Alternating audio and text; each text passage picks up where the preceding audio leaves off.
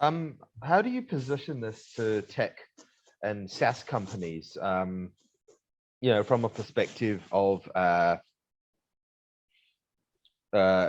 helping them to really kind of understand the optimal pricing strategy, looking at things like freemium and how do you kind of unpack the attributes and create a ladder of value. I'm really interested to understand your approach there.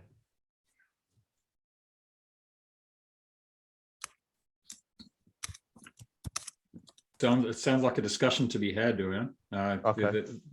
That's a very big question. Because that's a conversation I have with clients, on a daily basis almost.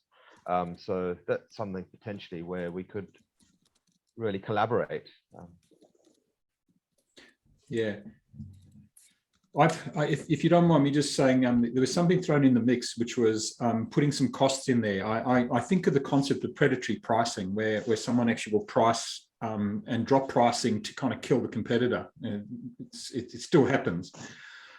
And being able to put that price back in and know that at some point somebody's actually going to fall over or they're going to extract themselves from a market. Does that still prevail, Brian and Dave? And would you see? I mean, with people gathering markets and becoming kind of the bigger than Ben-Hur type show, do you see there? And I mean, I don't particularly want to see this happen because it's anti-competitive, but what is the potential for that? Look at Amazon; it's happening all the time. It is absolutely. So I mean, I can see this becoming a real clever way of working out how to kind of sink a couple of competitors. It's a great strategy. Yeah.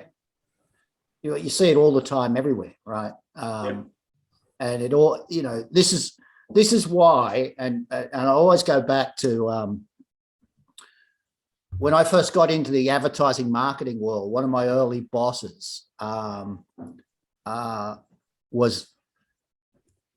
gave an example. He was talking to a bunch of us about stuff, and he actually, went up to the whiteboard, drew a circle, and he said, "Okay, think about the 4 Ps." And I know we can all debate whether the 4 Ps is really relevant now, but think about the 4 Ps. And he said, "Now, I want you to think about each of the 4 Ps and tell me which percent, if you're a marketing director, which percentage of those 4 Ps, what's the percentage of your time that you put to each of the 4 Ps?"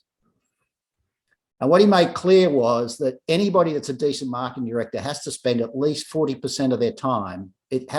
Pricing is the most important thing. Everything else comes a distant second. Pricing is everything in marketing. And pricing is not just making up a number. Pricing is looking at all those variables and looking at what happens if we do this, this, and this to get to this price, how that's going to affect profitability, long-term, short-term, etc. Right? And I think that's one of the reasons why when Brian first shared this with me, like most of us, yes, I sometimes deal with senior executives, but then as projects develop, you get stuck. You're talking to the guy who's in his 30s. He's the brand manager, and he probably hasn't been trained on detailed pricing, economics. And so he's just sitting there trying to figure out, what do I do, right? And this is just where the tools like this become just simple guidance, right? Because I mean, you approach it from a more scientific perspective, but it's both an art and a science. There's a massive psychological component to pricing. There's the whole behavioral economics behind pricing. So it's interesting because I'm in a position where I bridge the gap between art and science. I use research, but I also have to apply some judgment and some psychology to it.